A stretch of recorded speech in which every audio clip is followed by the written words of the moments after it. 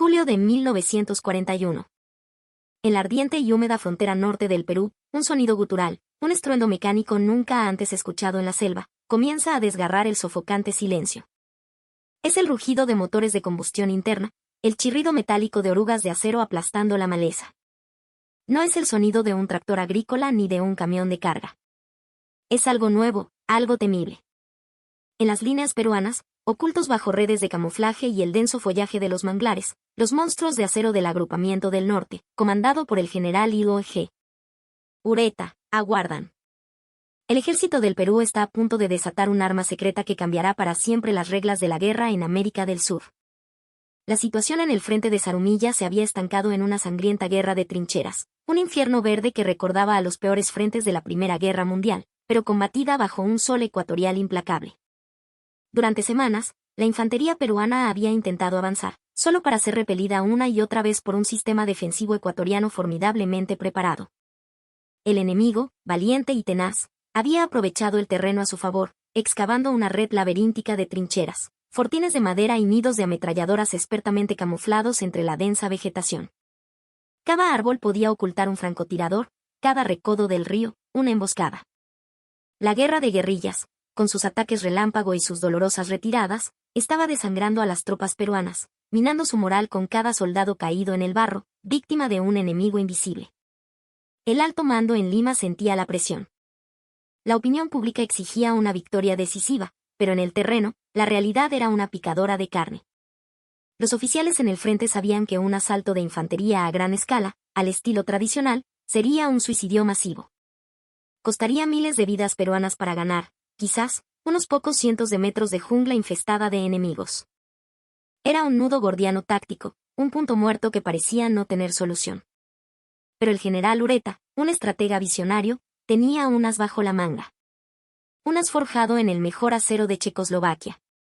Años antes, en 1938, previendo la inminente conflagración mundial y la necesidad de modernizar sus fuerzas armadas, el Perú había realizado una compra audaz y secreta.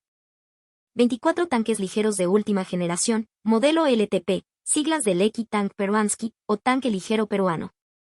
Fabricados por la prestigiosa firma KD, Skomoravska Kolbendank, en Praga, estos vehículos eran la cúspide de la tecnología blindada de su tiempo, una versión de exportación del formidable Panzerwagen 38T, que pronto usaría la Wehrmacht alemana para conquistar Europa.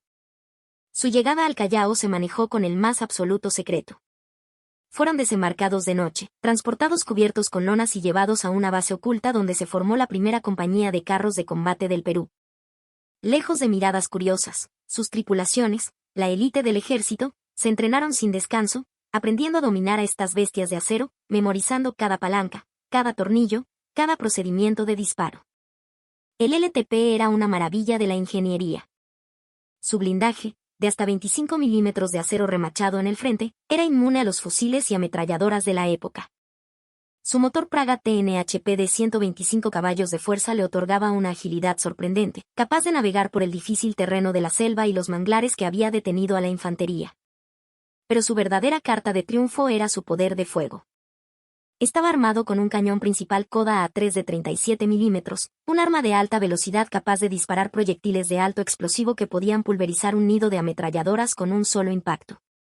A su lado, en una torreta giratoria de 360 grados, se encontraba una ametralladora coaxial ZB-53 de 7.92 milímetros, y otra más en el casco, operada por el radiooperador.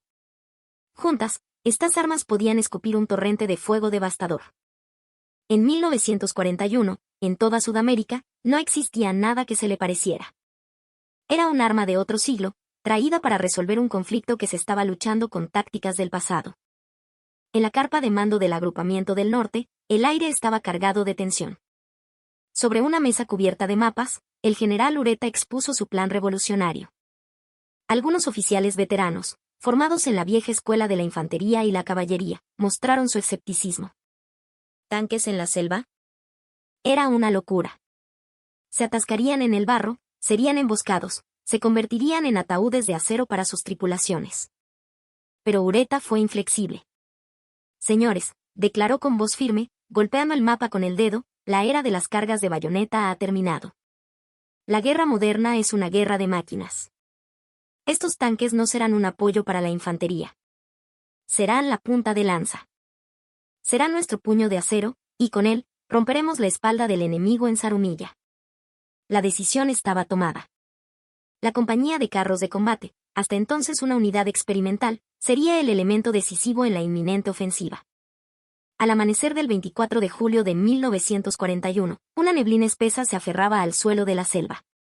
Dentro de la claustrofóbica cabina de su LTP, el capitán Gerardo Flores, comandante de la primera sección de tanques, sintió una gota de sudor frío recorrerle la espalda, a pesar del calor sofocante.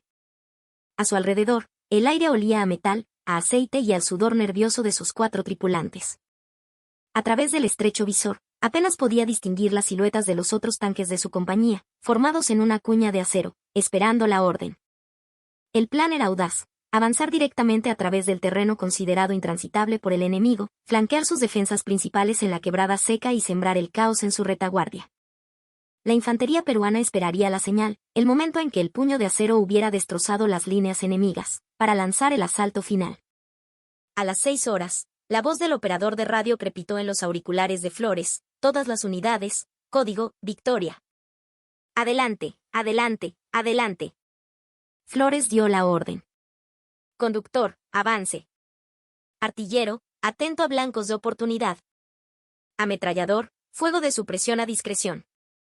El conductor metió la marcha, y con una violenta sacudida, el tanque de 12 toneladas se lanzó hacia adelante. El rugido del motor Praga se convirtió en un bramido ensordecedor que ahogó cualquier otro sonido.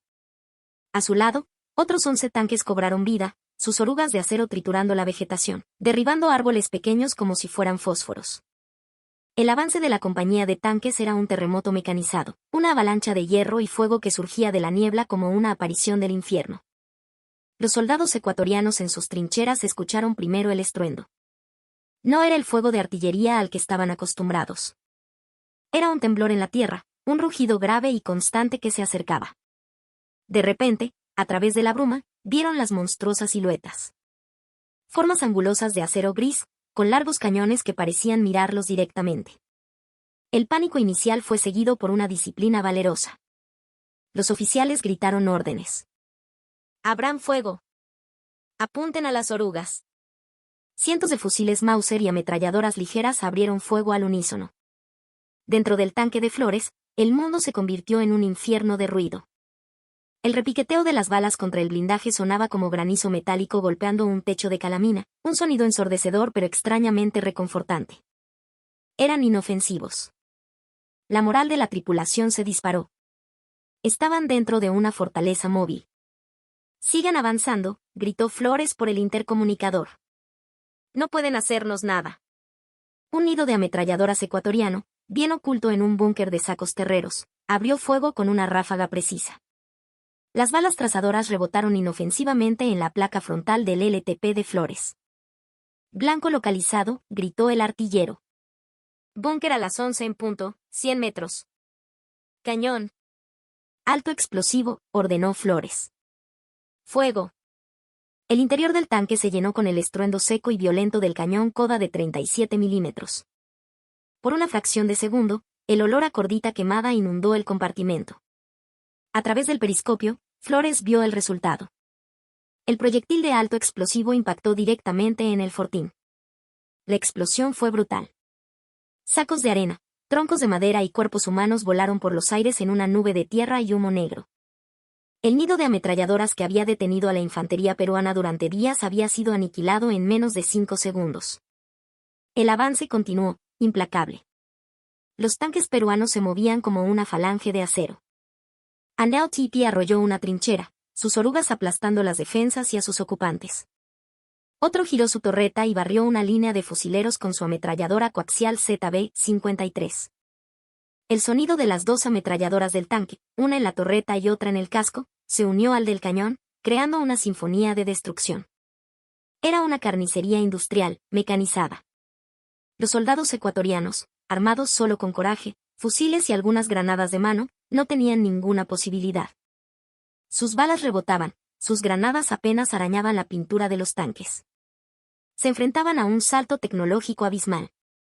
Era el valor del siglo XIX contra la maquinaria bélica del siglo XX. Un grupo de soldados ecuatorianos, en un acto de desesperación heroica, intentó un asalto cuerpo a cuerpo. Corrieron hacia el tanque de Flores, tratando de colocar cargas explosivas en las orugas. Infantería al frente, alertó el ametrallador del casco. Gire a la izquierda. Ametrallador, barra el frente, ordenó Flores. El conductor viró bruscamente, y la ametralladora ZB-53 del casco escupió fuego. La ráfaga de 7.92 milímetros barrió a los asaltantes como una guadaña. Los cuerpos cayeron al suelo, su valentía inútil frente a la abrumadora potencia de fuego.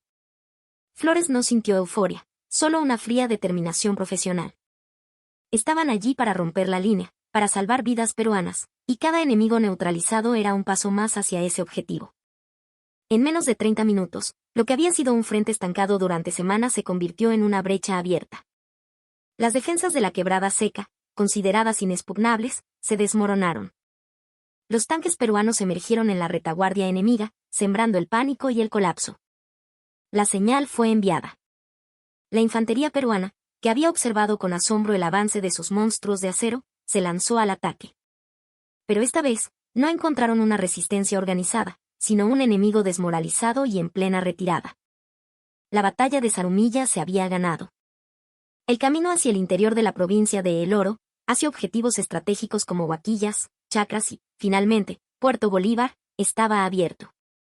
La victoria peruana sería total, aseguraba días después por la audaz operación de los primeros paracaidistas militares de Sudamérica, que tomaron Puerto Bolívar en una acción coordinada que demostró la nueva y moderna doctrina de armas combinadas del ejército peruano. La noticia del bautismo de fuego de los tanques checos se extendió como la pólvora por todo el ejército. Los oficiales vinieron a inspeccionar el campo de batalla. Lo que vieron cambió para siempre la doctrina militar peruana. Las trincheras destrozadas, los búnkeres pulverizados, las armas enemigas retorcidas. Todo era testimonio del poder devastador de la guerra mecanizada. El tanque ligero peruano, el LTP, se convirtió en una leyenda de la noche a la mañana. Había demostrado que la tecnología y la audacia táctica podían superar a la valentía atrincherada. Fue el nacimiento del arma blindada en el Perú y el inicio de una nueva era en la historia militar de la nación. El capitán Gerardo Flores sobrevivió a la campaña de 1941. Regresó a Lima como un héroe, al igual que el resto de las tripulaciones de tanques. En entrevistas posteriores, describiría la batalla con un lenguaje clínico, casi distante, la marca de un profesional que ha visto la guerra en su forma más cruda. Hicimos nuestro trabajo. Cumplimos la misión. Rompimos el frente y salvamos la vida de incontables soldados de infantería. Pero no hay gloria en la destrucción. Solo el alivio del deber cumplido y de ver a tus hombres regresar a casa. Según sus camaradas, por el resto de su vida, Flores a veces despertaba en la noche, creyendo escuchar el rugido del motor Praga y el estruendo del cañón Koda. La pregunta moral que plantea el debut de los tanques en Zarumilla nunca ha sido completamente resuelta. Es moralmente diferente aniquilar una posición defensiva con un cañón de 37 milímetros en segundos que tomarla con fusiles y bayonetas en una batalla de horas que cuesta cientos de vidas en ambos bandos. La eficiencia industrial de la muerte la hace más o menos justificable.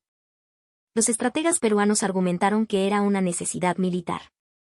Los tanques detuvieron al enemigo de la manera más efectiva posible, minimizando las bajas propias y acelerando el fin del conflicto. Eso era lo único que importaba. Los críticos posteriores argumentaron que representaba la deshumanización de la guerra, convirtiendo el combate en una ecuación matemática de blindaje y calibre contra coraje y carne. Pero en julio de 1941, en la frontera de Zarumilla, los soldados peruanos no estaban pensando en filosofía moral. Estaban pensando en sobrevivir un día más, en vengar a sus camaradas caídos y en defender la soberanía de su patria. Y los tanques checos les dieron la herramienta para hacerlo, para lograr una victoria rápida y decisiva en lo que se conocería como la Primera Guerra Moderna de Sudamérica. La valentía individual del soldado ecuatoriano fue innegable, pero en ese día, en ese campo de batalla, demostró ser insuficiente para superar la abrumadora superioridad en potencia de fuego y tecnología del ejército del Perú. Los soldados que defendieron la Quebrada Seca eran valientes, pero murieron sin lograr nada, excepto alimentar la máquina de guerra peruana, una máquina que acababa de entrar, rugiendo sobre sus orugas de acero, en la era moderna. Esta es la historia de cómo un pequeño país sudamericano, con visión y audacia, se convirtió en un pionero de la guerra blindada en el continente. Un momento de nuestra historia que nos llena de orgullo y que demuestra que la preparación, la modernización y el coraje son las claves de la victoria. ¿Qué opinas de esta increíble hazaña? ¿Conocías el papel decisivo de los tanques checos en la Guerra del 41? ¿Crees que este fue el momento que definió al ejército del Perú como una fuerza moderna y respetada? Déjanos tu comentario y comparte esta historia para que más peruanos conozcan el poder